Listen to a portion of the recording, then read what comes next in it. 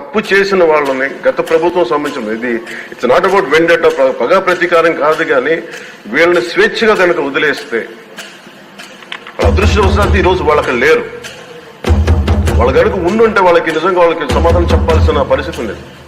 తప్పించుకొని పారిపోయారు. ఈరోజు తప్పించుకొని పారిపోయారు వాళ్ళు. We have to make them accountable అధ్యక్ష. We have to bring them into accountability. They have to be penalised. వాళ్ళు దయచేసి గౌరవ ముఖ్యమంత్రి గారికి నేను మీ తరఫు నుంచి దానికి తెలియజేసుకున్న అధ్యక్ష, దయచేసి వీరిని please we have to penalise them sir. వాళ్ళకి సరైన శిక్ష పడాలి సార్. తప్పించుకోవడానికి కుదరస్తారు. ఎందుకంటే రేపు పొద్దున ఒక ట్రాఫిక్ కానిస్టేబుల్ బలం ఇవ్వాలి అంటే ఆపగలమంటే వాళ్ళు ఏమంటారు సార్ లోపల.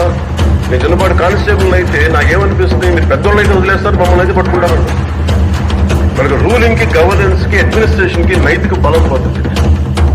ఐ రిక్వెస్ట్ యూ, నేను మిమ్మల్ని మీకు చేసి అందరూ హౌస్ మెంబర్స్ గౌరవ సభ్యులందరినీ గౌరవ ముఖ్యమంత్రి గారిని అడుగుతున్నాను అధ్యక్ష, మీ ద్వారా they have to be punished and they have to be penalised whoever they are.